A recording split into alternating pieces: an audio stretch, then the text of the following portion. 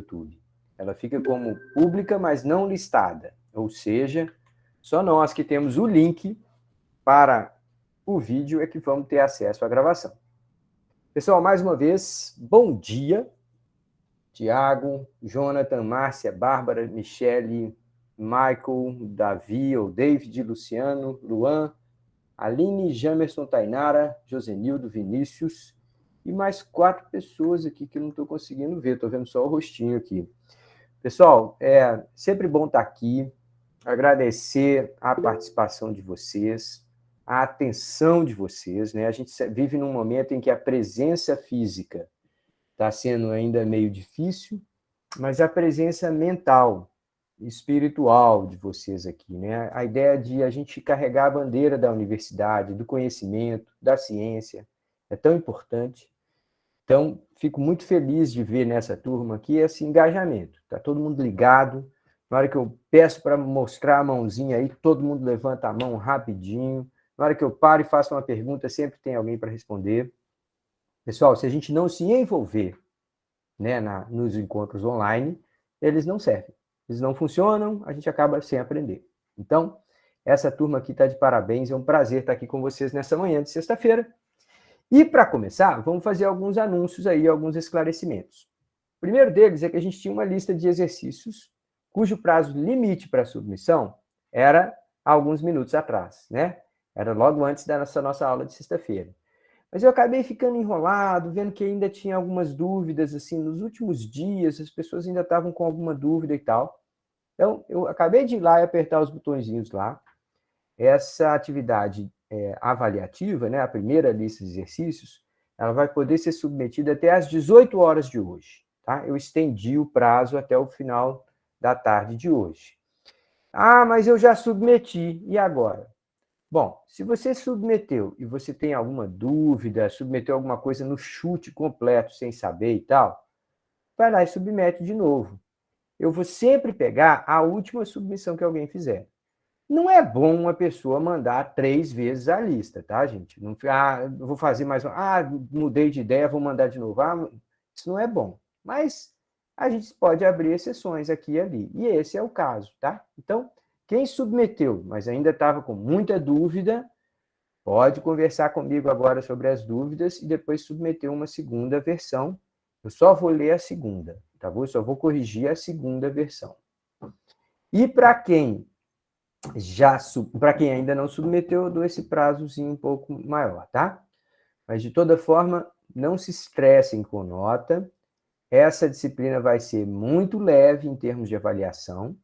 A gente vai pegar leve mesmo, porque o objetivo aqui não é punir, e sim orientar quem é que está indo bem, quem é que está, né, ganhando mesmo familiaridade com os conceitos, sabendo analisar situações. Então, é muito mais uma questão de dar um feedback para vocês, dar um retorno para vocês sobre o desempenho, do que ficar falando, eu tirei nota 10, eu tirei 9, eu tirei tal, tá certo? Diga lá, Cleide, estou vendo sua mãozinha levantada. Bom dia, professor. Bom dia. Professor, eu fiquei numa dúvida cruel, assim. Fiquei, meu Deus do céu, o que é isso? Porque eu estou nessa dúvida tão grande. Mas eu achei a pergunta número 9 muito intrigante. Quando o senhor falou sobre as vantagens comparativas do Brasil, aí eu fiquei relendo o material, olhei outros textos, assisti vídeo, e fiquei pensando assim, as nações, elas se especializam naquilo que são mais propícias a produzir, mas não só por questão de quantidade. Ele tem que ser algo que traga também um retorno, porque não adianta vender muito, ser tão barato, né? E não ser tão lucrativo. Eu gostaria de saber se realmente a vantagem comparativa é isso, porque eu acabei colocando, eu não sei se pode nem assim dizer, eu não coloquei como verdadeira a questão, porque não se trata só de quantidade, mas também do retorno que aquilo pode trazer. Aí eu não sei se realmente fez sentido a pergunta com o meu pensamento, porque a pergunta deixou claro em questão de quantidade, porque ele é algo que dá para produzir mais. Só que não é só produzir mais, também é questão do que ele vai realmente trazer em questão de valor, é isso? Legal. Então, essa pergunta é muito boa. A ideia de vantagem comparativa, nos exemplos até que a gente falou em sala, a gente mostrou que muitas vezes não é a quantidade, mas sim a facilidade. Então, na sua explicação aí, foi quase 100% certo. Não é por um país ser grande, que ele tem muito território, que ele vai se especializar na produção, por exemplo, de trigo. Né? A quantidade que a gente poderia produzir de trigo é muito grande. Acontece que para produzir trigo no Brasil, a gente ia gastar muito dinheiro. O trigo é uma cultura de áreas mais frias. Então, como é que a gente ia fazer para produzir trigo no Centro-Oeste, onde tem tanto sol? Como é que a gente ia fazer para produzir trigo no Nordeste, onde tem mais sol ainda? Então, ia gastar muito dinheiro. Então, ia ser muito difícil produzir. Então, o fato da gente conseguir produzir muito não garante que a gente tem vantagem naquele produto. O que faz com que a gente tenha vantagem naquele produto é a facilidade com que a gente expande a produção. Então, não é tanto a quantidade, mas a facilidade. Facilidade em que sentido? Eu não preciso sacrificar tanto de outras produções para ampliar a produção de soja. Então, observe o que está acontecendo com a soja no Brasil, né, nos últimos 20 anos. Ao contrário de que muita gente pensa, existe sim lá alguma invasão de áreas da Amazônia, mas a grande explicação para o aumento da produção de soja é melhores sementes, é melhores máquinas, é melhores fertilizantes, o uso intensivo de agrotóxico, que deixa uma preocupação muito grande, mas a maior parte da explicação pelo aumento da produção de soja não é por crescimento da área plantada. Então não é a questão de quantidade exclusivamente, mas é o fato de que a gente tem um clima que é muito propício, solo que foi adaptado, que foi corrigido para adotar. Então, a gente não precisa sacrificar a nossa produção de, sei lá, automóveis para expandir a de soja. A gente não precisa sacrificar a nossa produção de minério de ferro para expandir a de soja. É relativamente fácil expandir a produção de soja, tá? Então, é nesse sentido, no quanto de sacrifício que você tem que fazer em outros setores para ampliar a produção daquele setor. Pode falar, Cleide. No caso, sendo assim, significa que ele é vantajoso porque não só a questão de produzir grande quantidade e obter um bom retorno, como diminui o custo de oportunidade o máximo possível. Porque, E tem um assim, custo de oportunidade baixo. Porque quanto menos o custo de oportunidade, melhor. Quando a gente escuta custo de oportunidade, se a gente se atentar à oportunidade, a gente vai achar que é uma coisa boa. Mas é quando a gente entende o contexto do custo de oportunidade, a gente vê que quanto ele tiver menor, melhor, não é isso? exato, exato. Porque o custo de oportunidade é o sacrifício que se faz para ter uma determinada opção. Então, para expandir a produção de soja, a gente tem um custo de oportunidade baixo. Por quê? Porque a gente não precisa sacrificar a produção de automóveis. E não precisa sacrificar a produção de minério de ferro. A gente consegue expandir a produção de soja sem ter que destruir a Amazônia. A verdade é essa. Quem está destruindo a Amazônia é grilagem ilegal, é gente safada. Não são os grandes plantadores de soja. Diga lá, Cleide, pode falar. Então, meio que essa pergunta foi uma casca de banana, né? Porque se a gente fosse levar em consideração, porque produz muito, realmente seria, se o produzir muito em grande quantidade fosse a vantagem, seria verdadeiro. Mas como não se trata só de poder produzir em grande quantidade, mas a questão do retorno, então a gente pode considerar falsa a afirmativa que ele considerou na questão. Pois é, só vou discordar de você sobre a expressão casca de banana. Porque casca de banana é quando a gente induz, né, o professor induz os alunos a errarem. E no nosso caso, não foi exatamente isso que aconteceu, né? Eu dei um exemplo em sala que mostrava, né, que eu falei abertamente, gente, a quantidade não é o mais importante, e sim a inclinação da curva.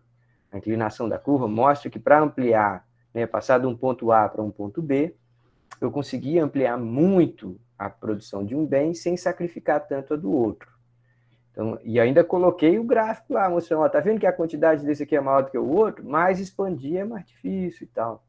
Então, só não concordo com a expressão casca de banana, porque casca de banana ou pegadinha é quando o professor é, cria uma espécie de opacidade, uma dificuldade da análise. E no nosso caso não foi isso, era só para reconhecer quem é que entendeu essa ideia importante. O Brasil não tem vantagem comparativa na produção de soja porque a gente consegue produzir muita soja. A gente tem vantagem comparativa na produção de soja porque custa-nos pouco. Ou seja, a gente consegue ampliar a produção de soja sem ter que sacrificar outras coisas. Se a Suíça fosse produzir soja, ia ter que ser dentro de uma estufa, numa área preservada, numa área com temperatura controlada, um enorme galpão fechado para se proteger do frio. Ia custar caríssimo, ia ter que sacrificar um monte de outras coisas para produzir soja lá na Suíça. Só para concluir, pode falar, Cleide, antes de eu passar para a Michelle. Diga lá. Desculpa, professor, foi só um modo de expressão. Eu usei casca de banana, não que o senhor tivesse esse intuito, mas assim, que a leitura rápida acaba ocasionando nessa questão de a gente acabar afirmando como verdadeiro. Realmente, o senhor deixar bem claro nas perguntas, leia com atenção. Leia com atenção. Aí depois que a Michelle falar, e outras pessoas também, eu vou perguntar acerca do gráfico também, que eu confesso ao senhor que eu quebrei muito a cabeça com o segundo gráfico.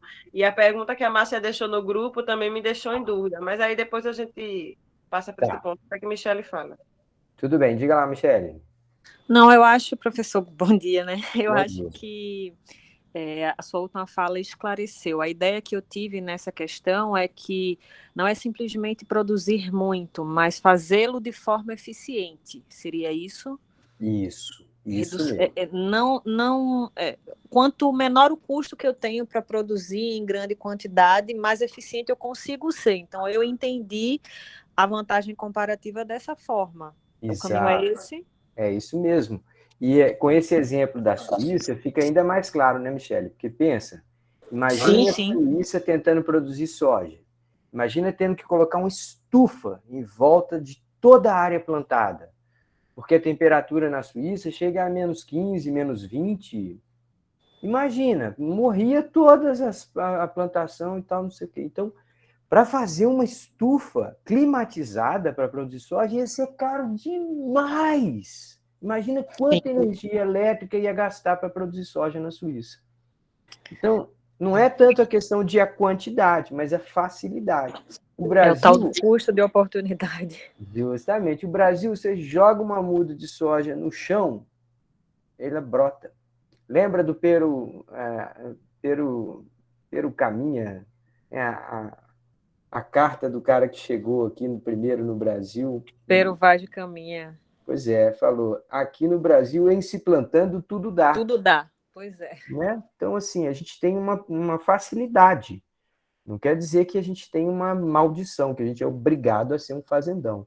E aí, inclusive, dá para sentir um pouco do gostinho da grande polêmica, grande controvérsia do século XX no Brasil. Alguns economistas falavam assim, não, o Brasil é muito fácil para ele ser fazenda. Não tem que inventar essa indústria, gente. É um absurdo gastar dinheiro com a indústria aqui. E aí outras pessoas viriam e falavam assim, a gente não pode ficar dependente de uma coisa só. Senão a gente fica lascado, a gente não tem poder de barganha, a gente não tem... A gente precisa ter alguma indústria. E aí as pessoas falam, não, mas criar indústria onde não tem nada, o custo de oportunidade é muito grande. Aí a turma falava, não, mas isso é só um custo de entrada. Depois que a gente tiver escala, a gente tem um povo engenhoso, a gente tem um povo criativo, hábil, que vai se dar bem na indústria também. Então foi uma grande discussão, uma discussão que era de argumentos, não era de ideologia, de opiniões, era a gente tentando ver o que era melhor para o Brasil. Ao contrário de que muito simplismo, hoje em dia a gente lê para trás e fica acusando, tentando ler com os olhos de bolsonarismo e petismo, coisa que aconteceu lá no século XIX ou no século XX, é uma bobagem isso. Mas a verdade direita e esquerda lutavam no Brasil durante o século XX, porque cada um achava que tinha o melhor caminho para o país prosperar. Não era porque aquele ali quer fazer comunismo, aquele ali quer garantir o capitalismo, o dinheiro do lucro. Não, é porque as pessoas tinham visão, de fato, conflitante sobre o que seria melhor para o Brasil. Tainara, diga lá. Ô, professor, então seria mais ou menos assim, cada região teria suas temperaturas, sua melhor forma de plantio economicamente. Alguns, por exemplo, o arroz no sul, a soja no centro-oeste.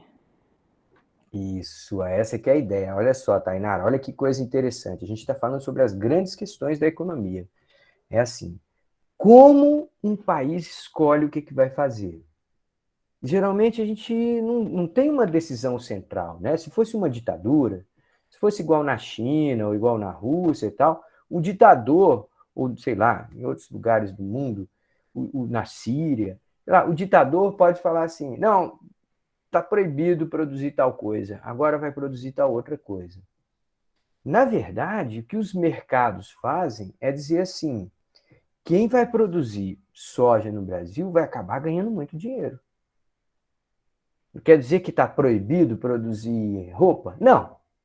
Quer dizer que está proibido produzir computador? Não. Mas quem produzir soja no Brasil vai ter uma facilidade para produzir soja. Vai ter custos relativamente mais baixos. Ah, mas eu posso produzir soja em qualquer lugar? Não.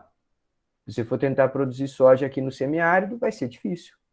Você vai precisar de uma irrigação muito eficiente para tentar produzir soja. Ah, mas tem soja ali no Matopiba, região do Maranhão, Tocantins, Piauí. É verdade, tem alguma soja ali, mas ali tem água. Ali tem um outro regime de água, de rios e tudo mais. Não é exatamente produzir soja em Serra Talhada. Quem tentar produzir soja em Serra Talhada vai gastar muito dinheiro. Ou seja, vai acabar fazendo uma soja de uma maneira ineficiente, gastar demais para ter a mesma saca de soja. Então, as regiões, os países têm vantagens comparativas em determinados produtos. Mas a mensagem que a gente quer nunca esquecer nessa disciplina é assim: vocação não é maldição. Se eu nasci e eu tenho, aos 16 anos, eu tenho 1,90 m de altura, eu não sou obrigado a ser jogador de basquete. Eu posso ser artista plástico. Eu posso ser filósofo. Não é porque eu tenho 2 metros de altura aos 16 anos é que eu estou obrigado a jogar vôlei. Não, eu posso fazer outras coisas. Então, vocação não é maldição. Se eu quiser e gostar de jogar vôlei, eu vou ter uma facilidade natural, porque eu sou muito mais alto do que a média das pessoas. Se eu não quiser, não tem vantagem nenhuma que vai me obrigar a fazer. Então, a gente precisa lembrar que um país, uma região, tem vocações. Brigar contra as vocações, às vezes, é burrice. Mas ser obrigado a fazer, a seguir uma vocação, aí também é burrice. Então, um país precisa ter bom senso. Ah, a gente pode produzir soja? Pode. A gente deve produzir só soja? Provavelmente não. Essa foi a escolha que o Brasil fez no século XX e que, por incrível que pareça, foi uma escolha de sucesso. Tá? A gente só tem um complexo de vira-lata, toda hora falando mal do nosso próprio país, mas hoje o Brasil tem uma indústria completa. Química, siderúrgica, metalúrgica, automotiva. A gente tem uma indústria admirável sobre vários aspectos. Deixa eu voltar com a Cleide aqui. Pode falar, Cleide. É por isso que acaba gerando esse custo de oportunidade, porque se submeter somente a um tipo de atividade, e de repente, por mais que ela seja a atividade perfeita, mas se qualquer fenômeno natural, enfim, será industrial, acontecer e atrapalhar isso, então todo o país quebra. Mas se você tem uma segunda alternativa de investimento, e essa segunda alternativa também gera um bom retorno para você, no momento de crise, naquilo que você tem mais sucesso, você não vai ficar desamparado, nem vai ter que desesperadamente correr por uma opção que pode não ser tão viável assim, mas é a melhor que tem, então você tem que seguir. Quando você já tem outra oportunidade já construída, já bem nutrida, então você consegue passar por uma situação difícil numa área e ter outra para sustentar, até recuperar a outra ou criar novas oportunidades, né? E assim sucessivamente. Exatamente isso, Cleide. E eu vou completar ainda, vou dizer assim, isso é um princípio de economia. A ideia de que você, na linguagem popular, não deve colocar todos os ovos numa mesma cesta. Isso é um princípio de economia. Não estava lá entre os 10 principais, mas a gente está discutindo aqui, está vendo que ele é verdade. Então, Olha para o mundo hoje, né? A gente está tendo inflação muito provocada porque os produtos de outros países não estão chegando na velocidade que chegavam em todo canto. Uma das maneiras de interpretar o que a gente está vivendo hoje é o fato de que, nos últimos 20 anos, cada vez menos as empresas trabalhavam com estoques. Todo mundo achava que podia fazer assim e o fornecedor entregava. E foi assim durante muito tempo. Então, para que ter estoques? Estoques quer dizer que você está com a mercadoria parada, sem fazer dinheiro, e isso tem um custo de armazenagem, às vezes de degradação, tem um risco de roubo, você tem que pagar por segurança privada e tal. Então, ter estoques era caro. Todas as empresas foram ficando mais eficientes, eliminando estoques. Aí vem uma pandemia. Aí quem tem estoque continua trabalhando, quem não tem se lasca. Então, até a eficiência pode ser excessiva. Aí a gente precisa pensar em assim, plano B, não colocar todos os ovos numa mesma cesta. Então, existe uma espécie de uma eficiência de longo prazo, em que a gente reitera aí essa sua análise. Deixa eu ver, Tainara, diga lá. Sobre esse ponto do estoque, os que têm estoque, professor, estão com estoques, assim, para uma semana? Principalmente de grandes atacarejos, de entrega, no máximo. E se a gente for parar para pensar, aí o fornecimento que eu esqueci o nome, que é uma plantação que a gente produz, mas produz em pouca escala. Eu esqueci o nomezinho, fertilizante. Eu estava vendo na reportagem que a gente produziu muito fertilizante, mas não para conseguir manter o Brasil. A gente precisa muito dos insumos de fora. Exatamente. Isso tudo que você falou é verdade, Tainara. Agora, olha só, se nos atacarejos da vida o estoque é pequeno, é porque boa parte dos produtos que eles negociam são perecíveis. Se os produtos são perecíveis, aí você precisa manter estoque, por exemplo, em grandes geladeiras. Aí pode ser muito caro. Então é como se você... Eu falei assim, atacarejo no modo geral, não de comida. Falei assim, no modo geral, de fábrica, sei lá, de pneu, de carro, que precisa de peças. Eles não estocam muito. Eles geralmente, sei lá, tem uma caixa, um container e acham que aquilo já basta. Pois é. Mas a gente acabou chegando no ponto principal aí, é que cada setor tem um perfil de estoque. Né? Tem setores que você vai ter estoques grandes e que relativamente barato. Por exemplo, imagina que eu seja uma loja de pneu. E aí, eu comprar os pneus todos que eu vou vender esse ano, estocar pneu não é tão difícil. São raros os casos de alguém invadir um lugar para roubar pneu. Né? Então, eu não preciso manter numa temperatura X, eu não preciso manter num lugar tão limpo. Né? Então, é fácil estocar pneu, relativamente mais barato do que estocar comida. Então, naquele caso, o custo de manter estoque pode ser relativamente baixo. Tá? Então, cada setor vai ter uma características. Mas, em geral, o mundo vinha trabalhando com níveis de estoques cada vez mais baixos. Por quê? Porque estava havendo uma integração muito acelerada, muito próxima de todas as cadeias produtivas. A gente fazia assim, comprava um celular, chegava aqui em uma semana. Onde é que você comprou esse celular? Na China. Você pensa, puxa vida, saiu de uma loja, atravessou os oceanos e chegou aqui em uma semana. Como é que pode um negócio, uma eficiência desse tamanho? Então, essa suposta eficiência, ela também era arriscada. Porque na hora que um navio fica travado lá no Porto de Suez, dá uma embaralhada, não chega container onde era para embarcar, passa um mês sem receber o seu celular. Diga lá, Thiago. Então, professor, eu só vou acrescentar um pouco mais do que você estava falando para ajudar a esclarecer algumas coisas aí para a Tainara. Quanto a estoque, muita coisa depende. Depende de qual produto que você está trabalhando, qual a demanda por aquele produto que você trabalha, qual o requisito de armazenamento daquele produto, se tem produção nacional para suprir uma demanda inesperada ou não. Aí você entra na questão de importações, que a gente tinha um processo de importação um pouco mais rápido. Mas a gente ignora muitos fatores, né? Então, se a gente vai pegar, por exemplo, um produto da Índia, ou que venha pelo sul africano, pega naquela área ali, onde você, dependendo da crise do país africano, você tem um alto índice de pirataria, aonde demanda uma certa curva do barco de ir por ali, isso pode atrasar sua mercadoria, pode ter perda de mercadoria, se tem tempestade no Pacífico, então, tipo, muita coisa depende de como o mundo está funcionando, né? E como que você falou, o produto é perecível, não é perecível, está em alta no mercado, não está, o que está mudando, né? Então, fazer uma análise econômica disso daí não é uma coisa, tipo, tão simples e preto no branco, assim, né? Muito bom, Thiago. Novos aspectos aí dessa análise. Obrigado, cara. Complementou bem. Então, pessoal, vou fazer o seguinte, olha, eu queria que todo mundo ficasse tranquilo em relação a esses exercícios. Eu já expliquei aqui para todo mundo que quem já submeteu, mas submeteu inseguro, pode ressubmeter. Se tiver algum problema nessa ressubmissão, fala comigo, tá?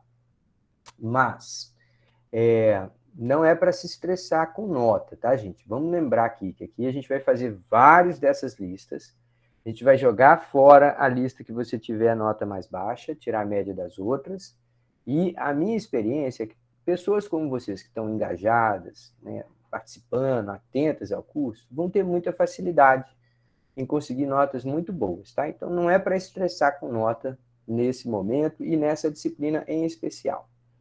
Agora, só antes de eu trazer aqui a lista para a gente ver um ou outro pontinho que pode ter deixado dúvida, e aí eu vou tentar não dar a resposta, mas ajudar vocês a encontrarem a resposta. Antes de fazer isso, deixa eu ver se tem mais algum anúncio aqui. Eu sei que tem a questão da volta da presencialidade, que gerou alguma dúvida. Então, vamos lá. A gente fez uma reunião ontem dos 3 conselhos superiores da universidade.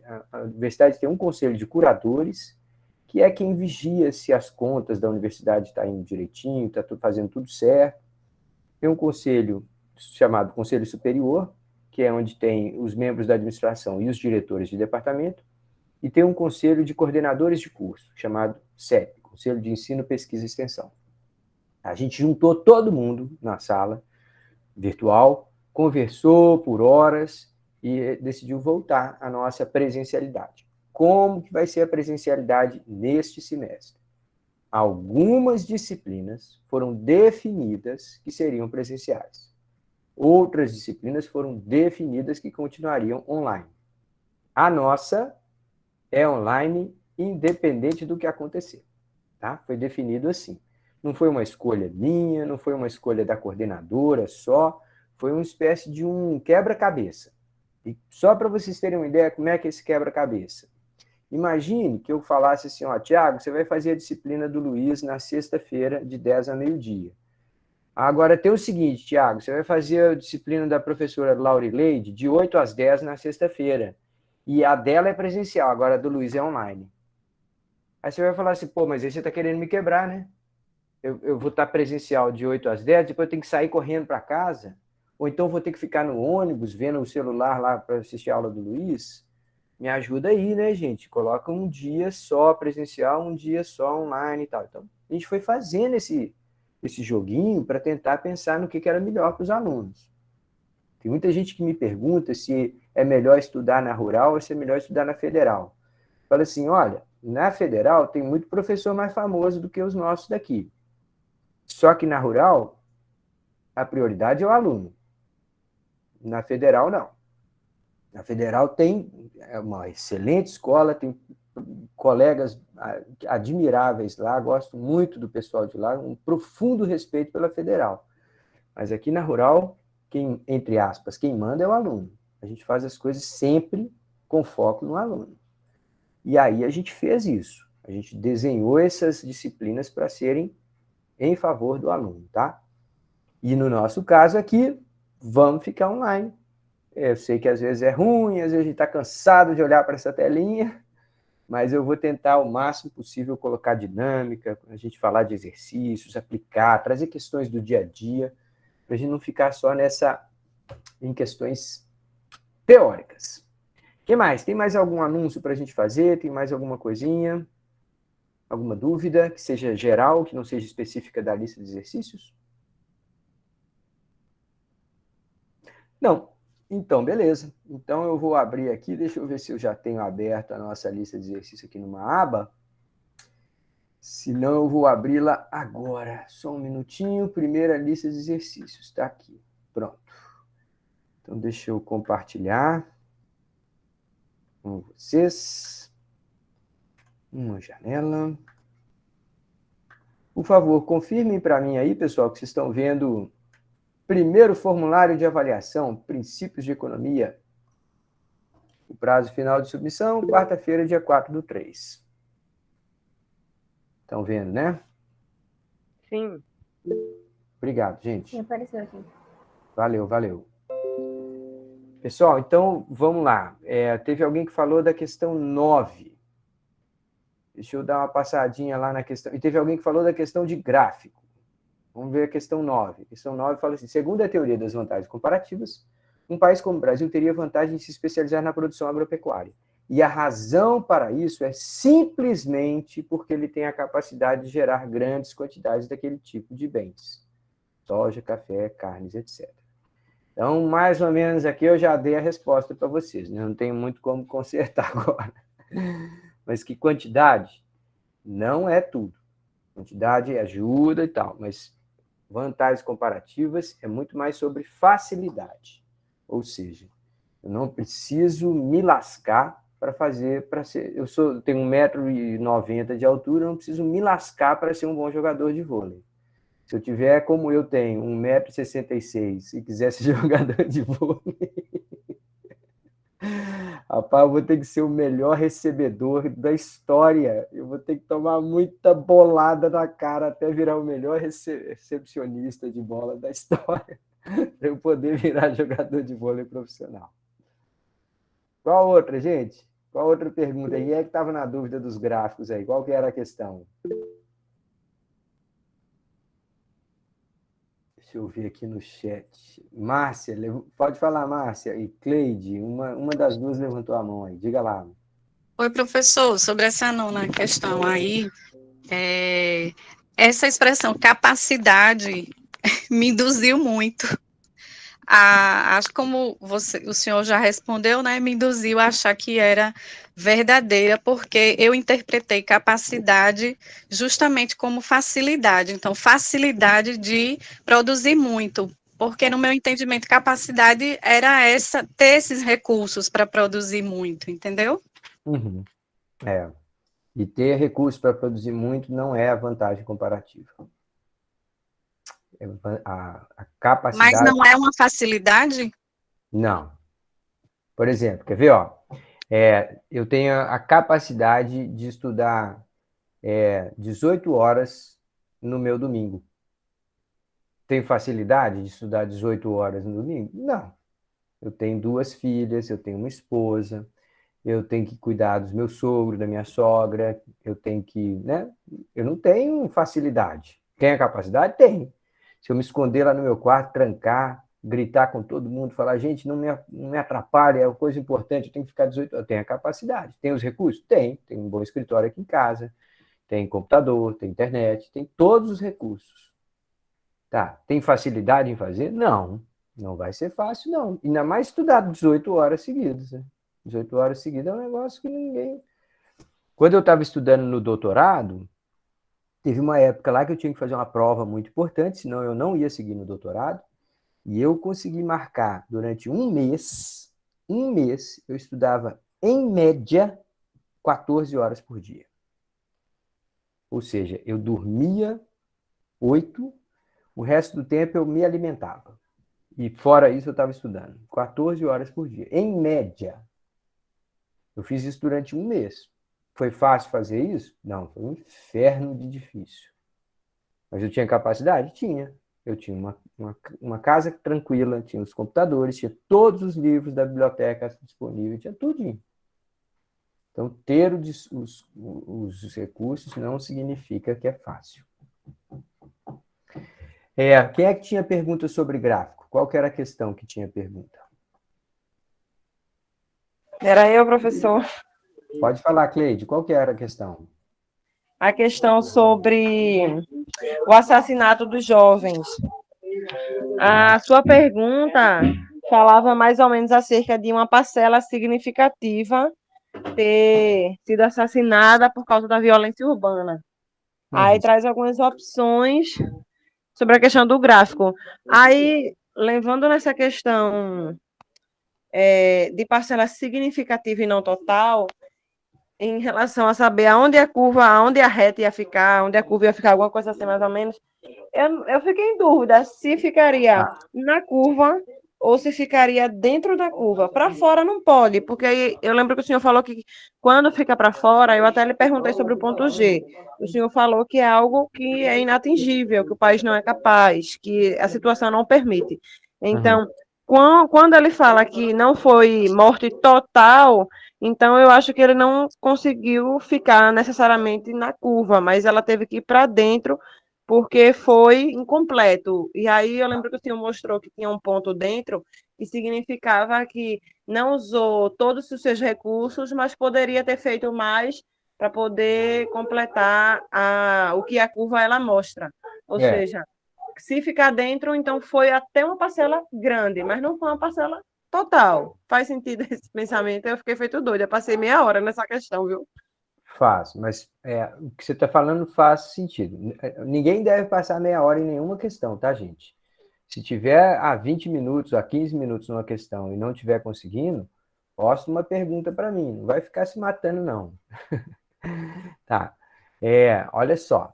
Aqui eu vou tentar dar uma resposta sem dizer a solução, porque senão eu entrego a resposta, tá? Eu vou tentar dar uma dica, tá? Quando a gente desenha aquele gráfico da FPP, a gente começa marcando os pontos nos interceptos. E quando a gente marca um ponto nos eixos, né, no intercepto, quando a gente marca um ponto, a gente está falando assim, nesse eixo vertical aqui, eu vou marcar esse ponto, vou dizer assim, esse é o ponto de produção do bem X, se todos os recursos forem usados para produzir aquele bem X. Aí eu vou para outra curva, para a curva horizontal, marco um outro pontinho lá, a outra linha horizontal, né, a reta horizontal, marco um outro pontinho lá e falo assim, essa aqui é a quantidade máxima que seria produzida se todos os recursos da economia fossem usados para o setor Y. Tá? Então, com esses dois pontinhos, eu vou e traço essa curvinha arredondada, essa barriguinha chamada FPP. Não é isso que a gente faz? Tá, então, para provocar para vocês.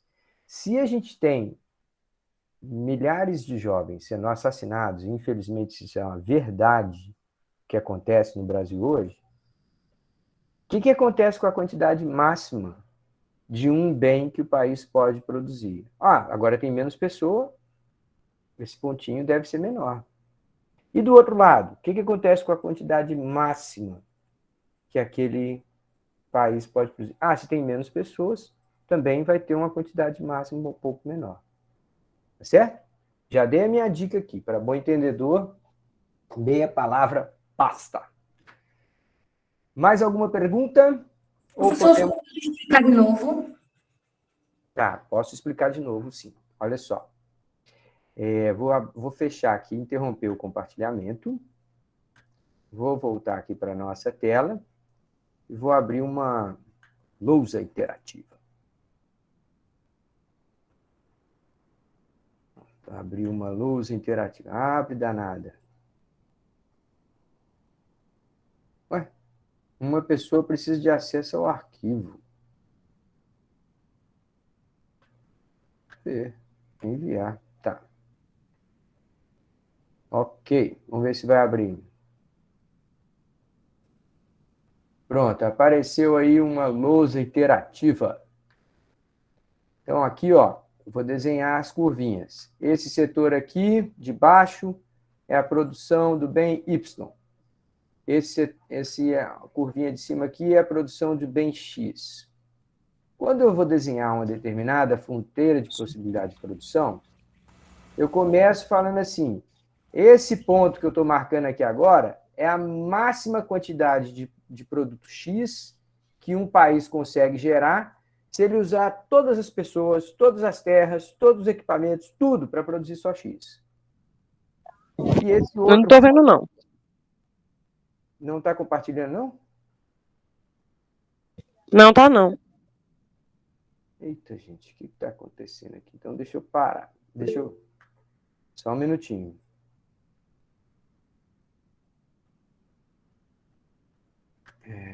Tá vendo? Eu não estou compartilhando o Geno, não.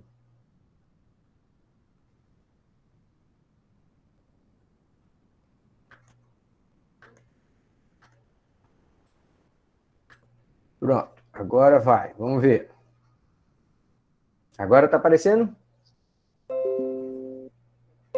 Agora sim. Beleza. Então, vamos começar de novo, pessoal. Olha aqui, ó. Aqui tem um eixo vertical e um eixo horizontal. Esse setor aqui horizontal é a produção do bem Y. Esse setor vertical é a produção do bem X. Quando eu marco esse pontinho aqui, ó, no eixo vertical, eu estou falando assim, se o país usar todas as pessoas, todos os equipamentos, toda a terra para produzir o bem X, esse é o ponto onde ele fica. Tá? É o máximo que dá para produzir. Não tem ninguém produzindo bem Y. Tá todo mundo empregado no setor X. Por outro lado, se ele usar todos os recursos, todas as pessoas, toda a terra, todo o equipamento para produzir só bem Y, esse outro pontinho aqui, segundo pontinho, é a produção máxima de bem Y. A fronteira de possibilidade de produção, a gente desenha essa curvinha juntando os dois pontos. Tá? Então, essa é a FPP que a gente tem discutido, tá?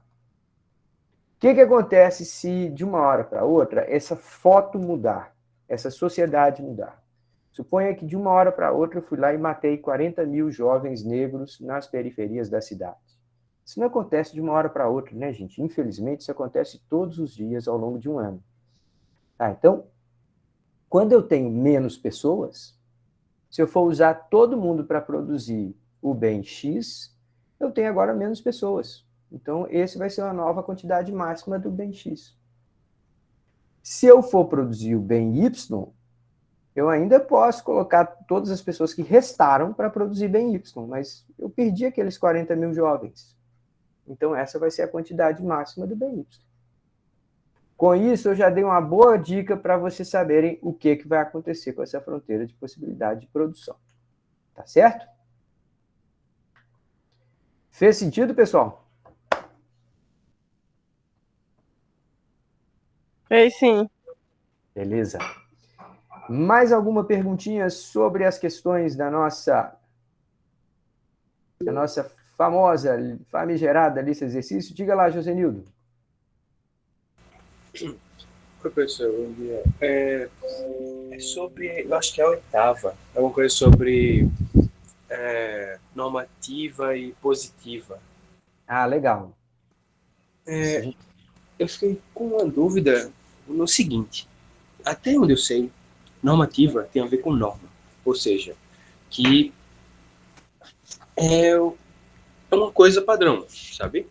Aham. Aquilo tá ali porque acontece. Só que depois, acho que o Thiago tinha falado que não era bem assim. Eu pesquisei, realmente estava diferente, mas pesquisei mais e eu fiquei muito confuso, na verdade. Tudo bem, vamos lá. Vou te dar um exemplo de afirmativa positiva, tá? Primeiro caso, uma afirmativa, que é uma análise positiva. Macacos voam. Você fala, como é que é? Macacos voam. Quando eu estou falando isso, eu estou dizendo assim, eu fiz uma declaração que pode ser positiva ou falsa, pode ser verdadeira ou falsa, mas ela é uma descrição direta da realidade. Macacos voam. Perceba que eu estou fazendo aqui uma análise falsa. Né? Você sabe que macacos não voam, mas a maneira como eu descrevi, eu estou fazendo uma análise positiva, uma análise descritiva. Agora eu vou fazer uma outra análise, vou fazer uma afirmativa normativa. Os macacos deveriam voar porque, ao voar, eles poderiam acessar mais rapidamente os alimentos em árvores distantes. Quando eu estou falando que o macaco deveria voar, é como se eu falasse assim, pô, Deus, errou, hein? Devia ter colocado asa nesse bicho aqui, você falhou aí em alguma coisa. Quando eu estou fazendo uma recomendação, a gente tem esse tipo de análise normativa. Tá? Quando a gente está fazendo uma... Não quer dizer que seja errado, que seja certo. Quer dizer, é o tipo de afirmativa. O problema é que na economia, muitas vezes as pessoas falam que estão fazendo análise positiva, quando na verdade estão fazendo análise normativa. Vou dar um exemplo, tá? Tem um candidato à presidência da República que fala toda hora assim, para o Brasil crescer, é preciso mudar o modelo de crescimento. Tá? Quando ele está fazendo isso, ele está passando uma análise, passando a ideia de que ele está fazendo uma análise positiva, que ele está descrevendo um fato, que na opinião dele é inconteste. Só que, na verdade, o que ele está fazendo é uma recomendação. Então, é uma análise normativa. E está disfarçada de análise positiva. Análise positiva ou positivista, ela é muito observativa, ela é observatória, ela é muito diagnóstica. Então, vou dar mais um exemplo que deixa bem claro isso, tá? Alguém vira para você e fala assim, você está com essas dores aí nas costas? Eu vou te recomendar um médico muito bom. Esse cara é um gênio. Esse cara já resolveu o problema de dezenas de amigos meus. Todo mundo que chega lá fica encantado com o talento desse médico. Fala, legal, tal. Tem só um problema. Esse cara, ele tem lá uma visão ideológica muito bizarra e ele fica tentando, às vezes, te convencer de que você tem que votar nesse ou naquele partido. Tá. Aí você está sentindo dor nas costas. Você vai para esse cara? Tem muita gente que fala assim, meu amigo, dane-se, para medicina, para tratar de doença, eu não quero saber a opinião do cara, se ele é Bolsonaro, se ele é Lula, se ele é, sei lá, quem for, Simone Tebet. Eu quero saber que ele cuida. Então, a análise positiva, na hora que você vai tomar aquela decisão, parece ser a mais importante. Aí, em uma outra ocasião, você está falando assim, não, eu estou pensando, ainda não sei escolher meu candidato à presidência da República. Tem um médico que é genial, o cara é reconhecido mundialmente. Eu vou perguntar para ele em quem ele vai votar.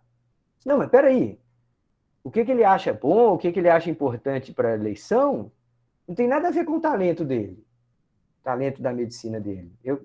Na hora de discutir em quem eu devo votar, eu preciso conversar com gente que conheça a história dos candidatos, que me aponte aí os riscos da gente escolher um candidato assim ou assado e tal, que faça recomendações. Então, a análise positiva é boa? É boa, mas tem que ser claro que ela está sendo feita com aquele propósito diagnóstico. A análise normativa é boa, só que tem que ser claro que aquilo ali é uma recomendação, que não é um fato. O problema é quando as pessoas tentam esconder. Então, se um candidato vem e fala assim, para o Brasil crescer, é preciso mudar o modelo. E aí vem o economista, levanta a mão e fala assim, não é um fato. Isso está parecendo que é análise positiva, mas não é um fato. Porque o Brasil cresceu no período do final do governo Fernando Henrique e durante boa parte do governo Lula, o Brasil cresceu. E esse candidato está falando que o Brasil não cresceu. Então, eu posso questioná-lo. Fala assim, olha, você está fingindo que você está falando de um fato, quando, na verdade, você está fazendo uma recomendação. Legal? Esclareceu, gente? Tudo certo. Entendi agora. Então, positiva é um fato, normativa é uma recomendação. Ainda que o fato seja falso, viu? Lembra bem do meu exemplo aqui. Eu Sim. posso falar para você, macacos voam. Eu estou descrevendo um fato. É falso, mas é uma análise positiva. Entendi. Tá certo? Beleza. Maravilha, pessoal. Muito bem. Deixa eu dar uma passadinha na parte das fichas de aula que vocês já leram e que até usaram para responder essas questões, mas que a gente acabou ou não falando ou falando muito rapidamente na nossa sala de aula, tá certo? Então, eu vou resgatar aqui de novo as nossas fichas de aula das semanas 1 e 2. Deixa eu ver, pronto, já está aqui. Eu vou compartilhar a tela com vocês. Vamos lá, vamos lá, vamos lá. Uma janela, pronto. Por favor, confirmem aí para mim que vocês estão vendo a nossa fronteira de possibilidades de produção. Sim. Legal. Tá, então a gente falou desemprego e pleno emprego. Pleno emprego são todos os pontos que estão acima ou ao longo da curva, porque eles pressupõem que nenhuma pessoa ficou sem trabalho, nenhuma cadeira ficou ociosa lá num fundo de depósito. A gente usou tudinho, tudinho, tudinho. É isso que são os pontos acima da fronteira de possibilidade de produção. Na maioria das vezes, qualquer economia está um pouco abaixo. A gente não consegue esse grau de eficiência perfeito. Tem algumas coisas que ficam ociosas, tem algumas pessoas que estão sem trabalho, mesmo querendo trabalhar. Então, a gente nunca consegue essa super eficiência. A gente fica um pouco abaixo dela. O ponto F aqui, nesse diagrama, está muito abaixo dela. Então, está aparecendo o caso do Brasil. O Brasil é um caso que espanta o resto do mundo. O resto do mundo olha para nós e fala assim, gente do céu, país bonito desse, com tanta gente legal, não tem conflito religioso, não tem um conflito racial, mas é velado, dá para resolver, já está resolvendo, né, com essas boas medidas das cotas e tal. Mas, enfim, como é que o Brasil está tão aquém assim do que poderia ser? Então, o Brasil, de fato, parece ser um país que está muito ineficiente, como a gente registra no ponto F. A gente falou desses saltos que a curva pode dar aqui, e um dos exemplos para a curva dar um salto para baixo aqui é ter uma guerra. Então, imagina lá na Ucrânia, a Rússia bombardeou fábricas, destruiu fábricas, de repente, de uma hora para outra, não tem capacidade de produzir.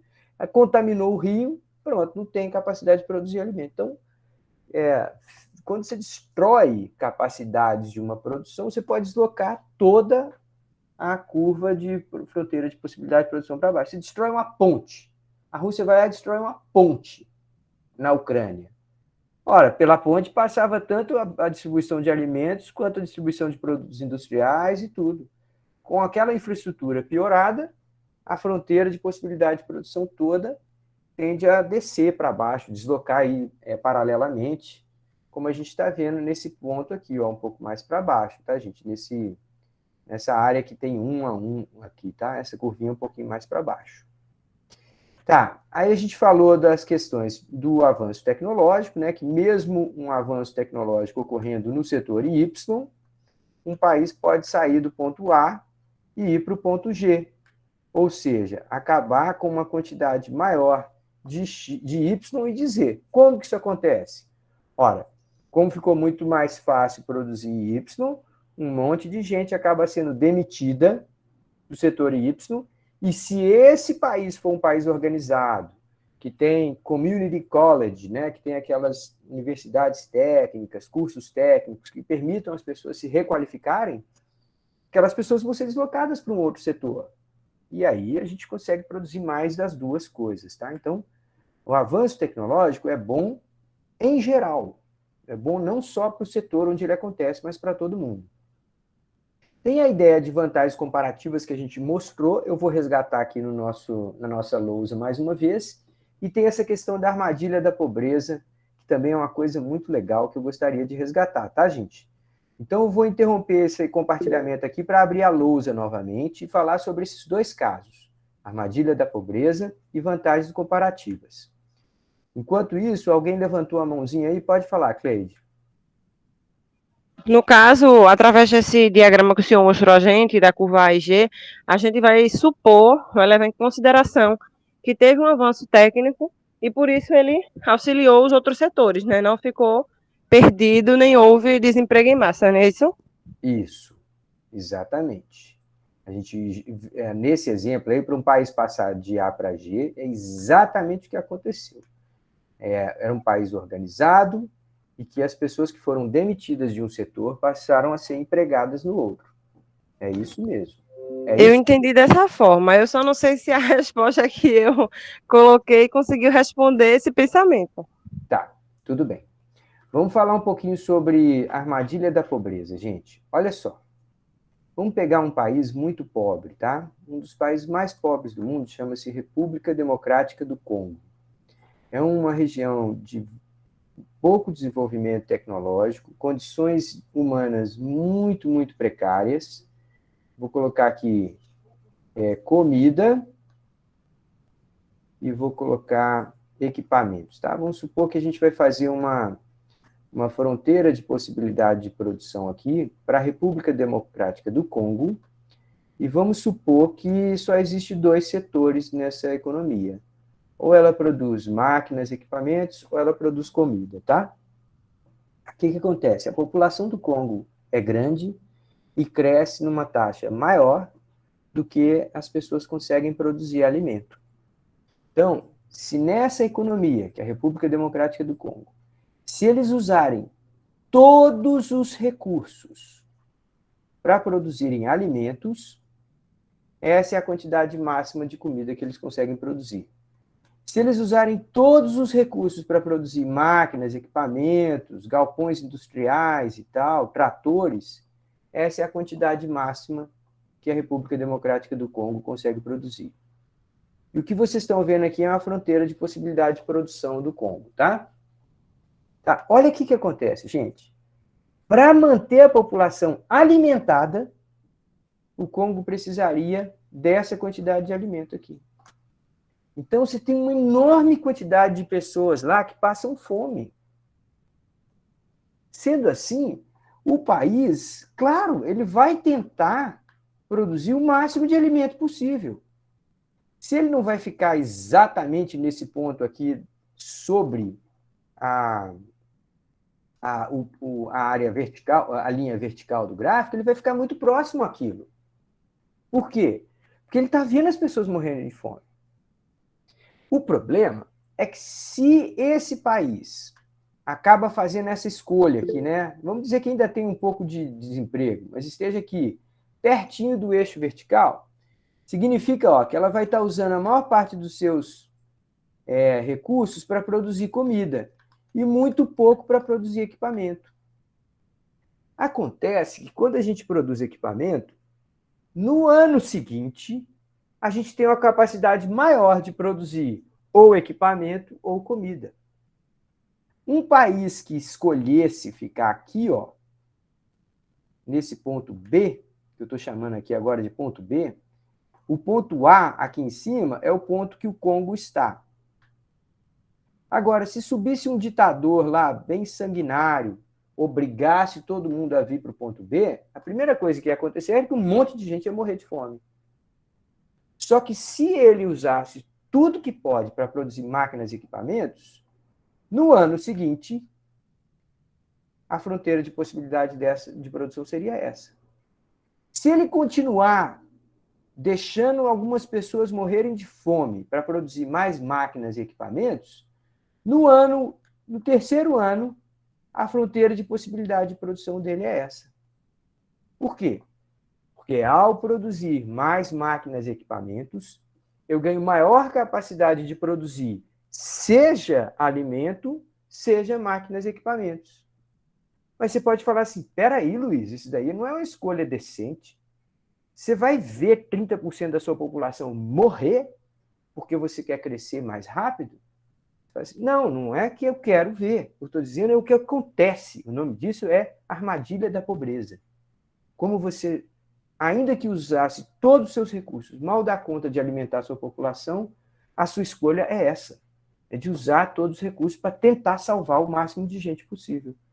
Com isso, você não usa seus recursos para produzir trator, para produzir maquinário agrícola, para produzir prédios, para produzir rodovias. Com isso, você continua preso aqui. Então, em vez de ter essa trajetória de fronteiras de possibilidade de produção que saltam rapidamente, o que a gente tem é algo assim, Esse aqui é o Congo em 1980, esse aqui é o Congo em 1990, esse aqui é o Congo no ano 2000, esse aqui é o Congo no ano 2020. E o país está sempre aqui, sempre nessa área aqui, dedicando o máximo que pode para produzir alimentos. Essa é a trajetória dele, de crescimento baixo. Aí você fala, francamente, Luiz Maia, seu neoliberal, você quer matar a população do Congo para produzir mais? Francamente, eu falei, gente, eu não quero.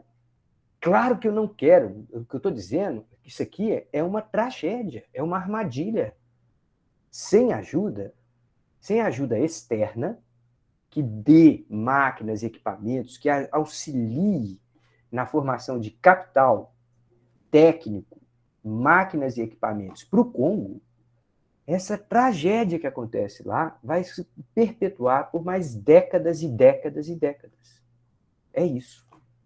Eu não estou dizendo que eu concordo, ou que eu quero que as pessoas morram, ou que eu quero botar um ditador lá para matar as pessoas de fome, mas pelo menos produzir mais equipamento. Não estou dizendo isso.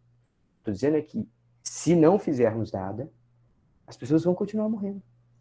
Se não houver ajuda externa, essa armadilha vai continuar se perpetuando. Por quê? Porque usa-se muito pouco dos talentos para produzir máquinas e equipamentos.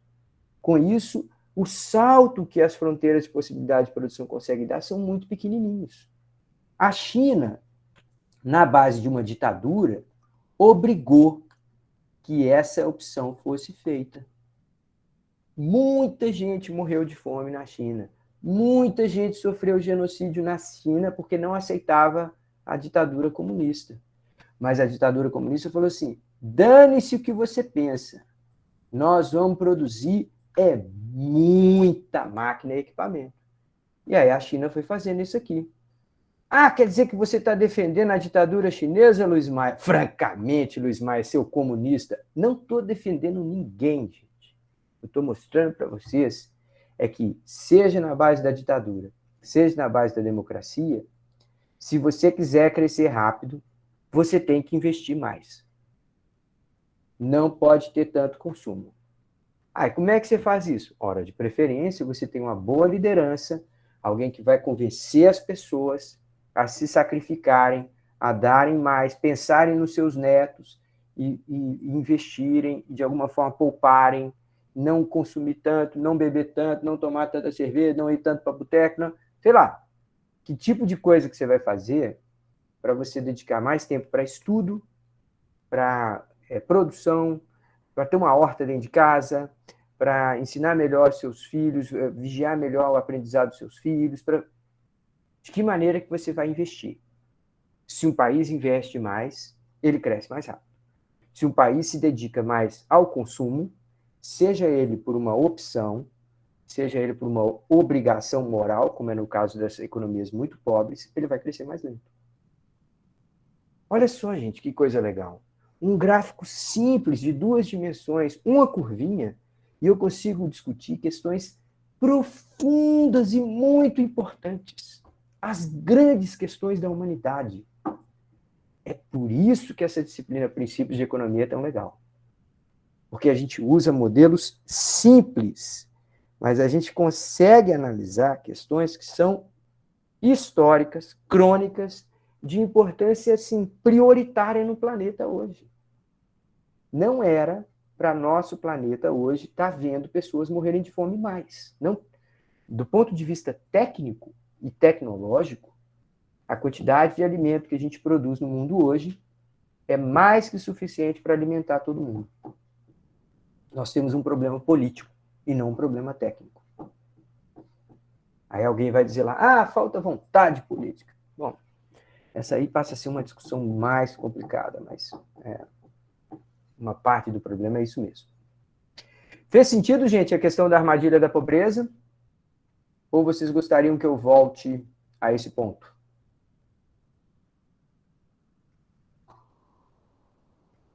Legal. Tá, então a última coisa que eu queria mostrar, além da armadilha da pobreza, era qual mesmo? Qual que era o número 5 lá, gente? Olha lá, por favor, deixa eu ver aqui na ficha na nossa ficha. O 5 era as vantagens comparativas. Mostrar mais uma vez a ideia das vantagens comparativas. Tá, então eu vou apagar aqui a lousa. Deixa eu ver como é que eu apago. Tem um limpar. Limpou. Pronto. Vamos começar aqui agora vantagens comparativas, tá? Então eu desenhei esse país aqui. E desenhei um outro país aqui do lado. Tá muito fininho o traço, né? Ver se eu consigo engrossar esse traço aqui. Não sei como é que faz isso, não. Ainda estou aprendendo. Isso aqui é faz e apaga. Ah, achei. Pronto, pessoal. Pronto. Já tem uma coisa mais grossa aqui. Tá, então eu vou fazer assim, ó. Esse país aqui e esse país aqui. Agora eu vou chamar isso aqui de café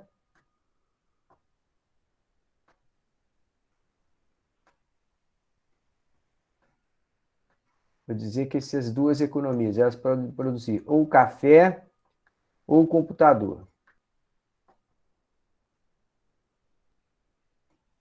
Tá.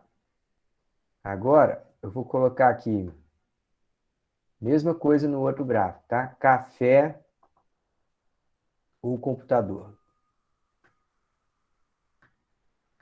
Café ou computador. Tá. Aí vem a pergunta. Qual desses países que tem a vantagem comparativa em produzir café? Aí você vai olhar e falar assim, peraí, esse país B aqui, ó, consegue produzir mais café do que o país A. É isso que vale para ter vantagens comparativas? Não. Quer ver? Ó? Imagine que eu queira ampliar a produção de café. Eu estou nesse ponto aqui, ó, inicialmente, vou chamar de B1. E esse ponto aqui que eu vou chamar de B2. Se eu quiser sair de B1 e ir para B2, olha o que acontece, ó. Eu consigo ampliar a produção de café. Ao sair de B1 para B2, vou sumir o 2 aqui. Eu consigo ampliar a produção de café. Mas olha o quanto de computador que eu tenho que lascar, ó. Quase metade da produção de computador. Então, custa caro expandir a produção de café. Agora, olha esse outro caso aqui. Se eu quiser sair de A1 para A2, tá na cara que eu estou subindo no eixo vertical aqui bastante, né? Então, eu estou expandindo bastante a produção de café, dobrando a produção de café aqui. E o quanto de computador que eu tenho que sacrificar para fazer? Ah, é bem pouquinho. Eu sacrifico um pouquinho a produção de computador e explode a minha produção de café. Então, o país que tem vantagem comparativa na produção de café aqui é o país A. Mesmo que, se ele usar todos os recursos para produzir café, ele ainda assim fica abaixo do país B. Então, não é a quantidade que determina se um país tem vantagem comparativa ou não. O que determina se o país tem vantagem comparativa é a facilidade. Em outras palavras, o tamanho do sacrifício que ele tem que fazer de outros setores se ele quiser expandir a produção do setor determinado. Fez sentido, pessoal? Perguntas, comentários, reclamações ou sugestões? Para mim tá de boa. Beleza, legal. Agora vou responder a grande pergunta da nossa colega. Acho que foi a Márcia, não sei se foi a Márcia ou foi... Acho que foi a Márcia. Ela falou assim, Luiz, vem cá, é possível um país ter vantagem comparativa num determinado bem, ser um exportador daquele bem, e ele ainda também importar daquele bem? E aí, essa pergunta é uma pergunta que praticamente garantiu o Prêmio Nobel de Economia para um cara chamado Paul Krugman. Ele é um analista, ele escreve às vezes para a Folha de São Paulo, aparece os textos dele publicados aqui em português na Folha de São Paulo, mas ele é um economista muito bom, muito inteligente. Aqui e ali tem umas ideias polêmicas, mas ele virou e falou assim, eu vou analisar o padrão de comércio dos países. E eu vou ver se bate com essa teoria das vantagens comparativas. E aí o que ele observou, assim, as vantagens comparativas explicam, sei lá, 50%, 60% do comércio mundial, mas não explicam 40%. Então tem muito comércio que não é explicado como dois países assim radicalmente opostos, como a gente está vendo. Tem muito comércio de país que exporta minério, compra minério, beneficia minério aqui e compra minério beneficiado lá na frente. Então, países que produzem computador, vendem computador para fora, compram computador de fora, então que negociam os mesmos produtos. Por que isso acontece, gente? Bom, aí tem toda uma outra teoria bem mais sofisticada do que essa que vai explicar. Mas, basicamente, é que na interação, assim, de uma maneira muito simplificada, na interação de empresas ou de fornecedores de um mesmo setor, você acaba, como dizendo assim, absorvendo tecnologias. Você acaba criando uma espécie de uma fronteira de conhecimento comum, e que o que se aprende aqui acaba sendo aprendido também lá na frente. Então, é como se fosse um avanço em rede, um avanço tecnológico em rede. É uma explicação bem mais difícil, de uma teoria que exigiria eu dar todo um curso para vocês, mas é interessante a gente lembrar isso, tá? O padrão de comércio internacional não é inteiramente explicado pelas vantagens comparativas. As vantagens comparativas explicam uma grande parte, mas não tudo. Então, a gente precisa complementar a teoria com outras análises, tá certo?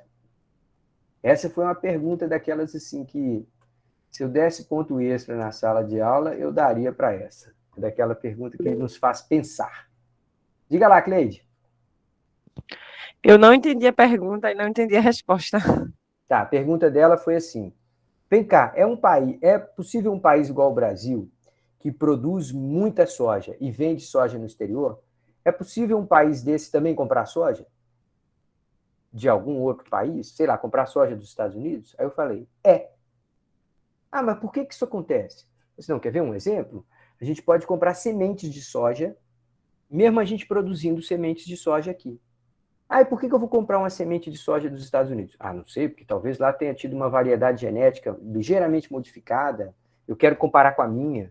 Eu quero colocar as duas em diferentes terrenos aqui no Brasil, ver qual que dá a maior produtividade.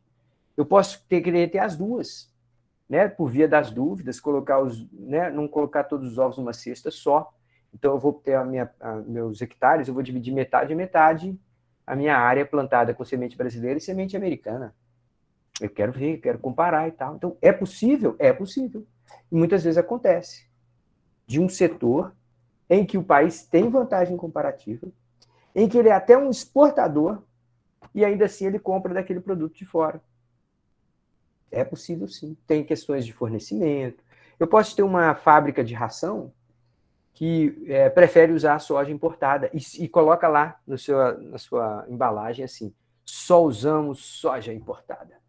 Sei lá, alguém pode achar que aquela soja é melhor do que a soja brasileira, que a ração vai ficar melhor e tal. Então, acontece. Então, o que eu estou querendo dizer? O normal seria o Brasil exportar soja lá para a China e comprar da China celular. Mas isso explica maior parte da corrente de comércio. Explica 60% das trocas de um país como o Brasil e a China. Mas tem muita coisa que o Brasil produz e vende para a China e que o Brasil também compra da China. Então, existem essas coisas que a teoria das vantagens comparativas não explica. Diga lá, Márcia. Entendi, obrigada. Obrigado também, Cleide. Diga lá, Márcia.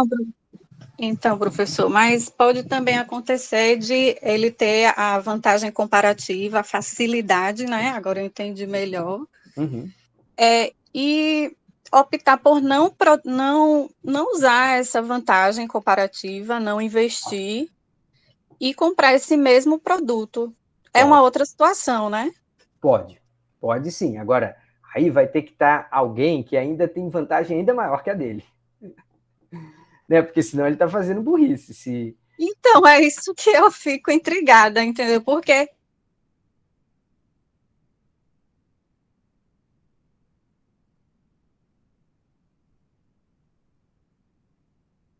entendeu? Pois é, mas a sua pergunta está colocando uma situação muito extrema. Quer ver? Ó, imagine só, subisse um presidente no Brasil e fala assim, o Brasil agora está proibido de produzir soja. Está proibido de produzir milho e está proibido de explorar minério de ferro. Alguém vai olhar para esse cara e falar assim, nego, você não está passando muito bem da cabeça, né?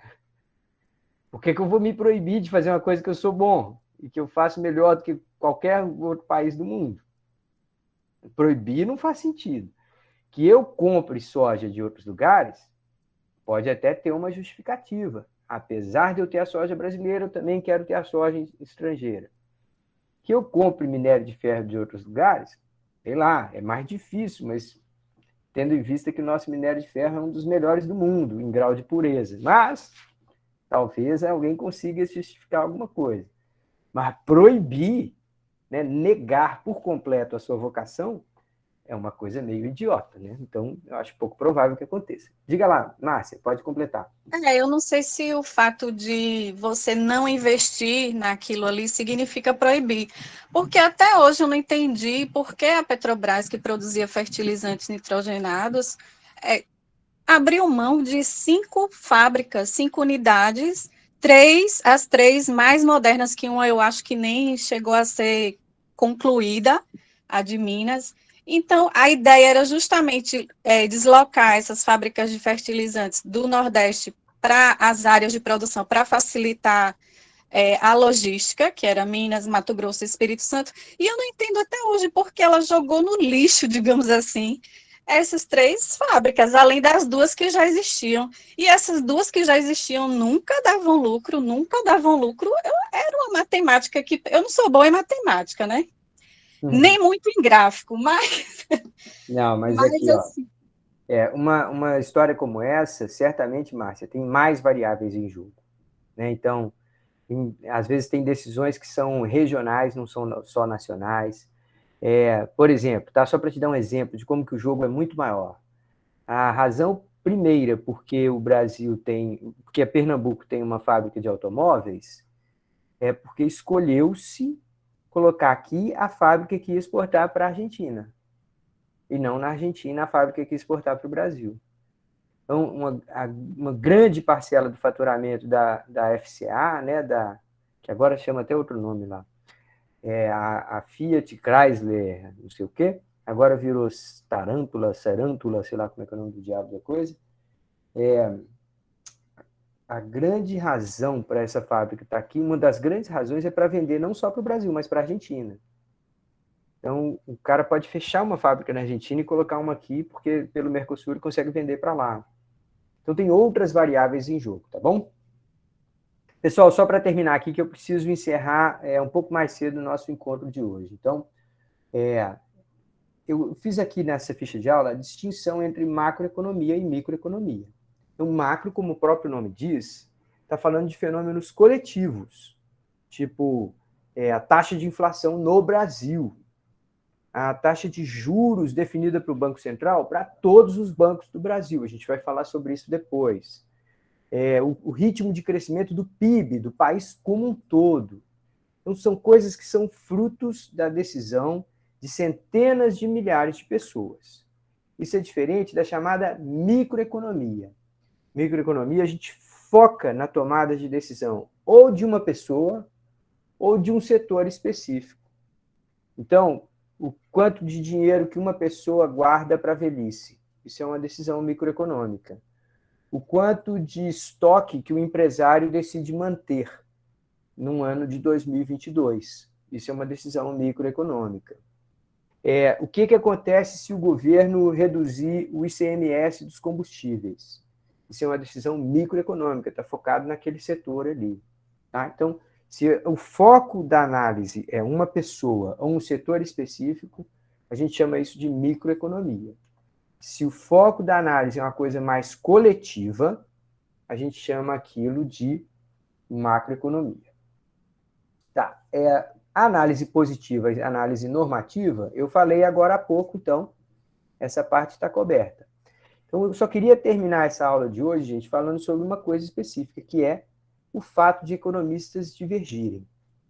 Pessoal, isso parece uma besteirinha aqui de final das fichas de aula, mas isso é uma questão muito importante, que eu queria tentar trazer para vocês uma ideia que não é muito comum e não é muito divulgada na realidade que a gente vive hoje. Divergir é bom. A gente ter pessoas que têm opiniões diferentes da gente é bom, a gente precisa disso. Se todo mundo que a gente conversa, que todo mundo com quem a gente dialoga só confirma o que a gente pensa, essa é uma receita para emburrecer. É uma receita para perder a inteligência, para perder a capacidade de juízo, de julgamento, tá? Então, dentro de uma ciência, a divergência, ela é salutar, ela é saudável, ela promove crescimento, desde que as pessoas não transformem as suas diferenças em agressão, em desrespeito, em desvalorização do outro, em cancelamento, cultura de cancelamento, ou o que for. E uma das maneiras de fazer isso é pelo estereótipo. Então, é possível que algumas pessoas já tenham dito para você coisas do tipo assim: faça a aula do Luiz Maia, é ótimo, é extraordinário.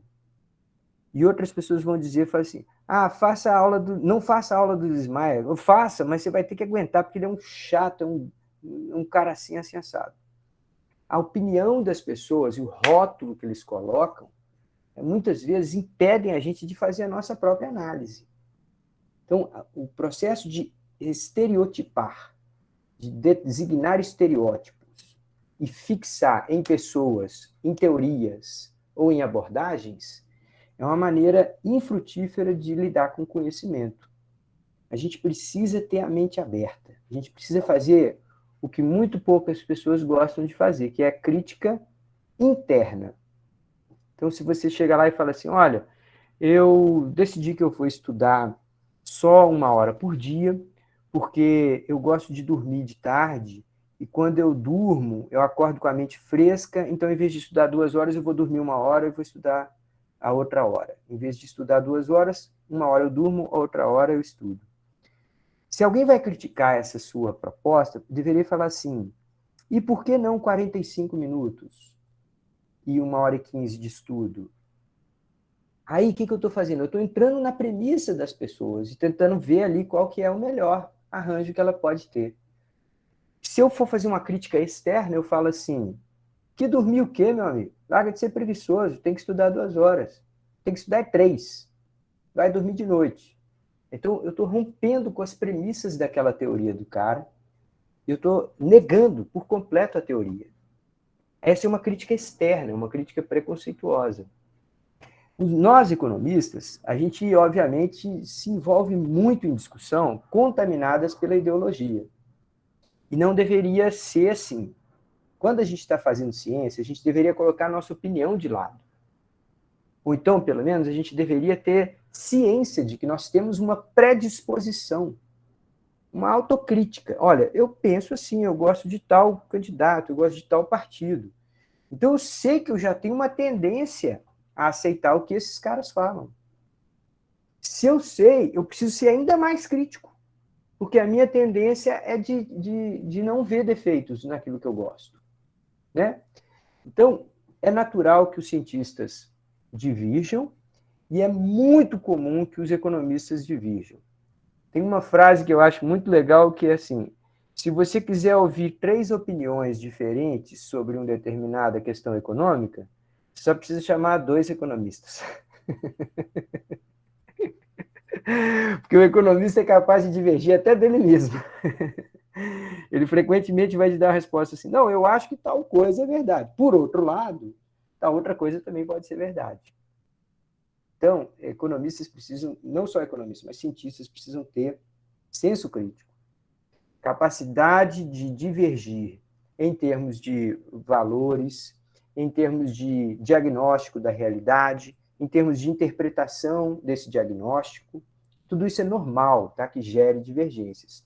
Essas divergências, na maioria das vezes, são salutares.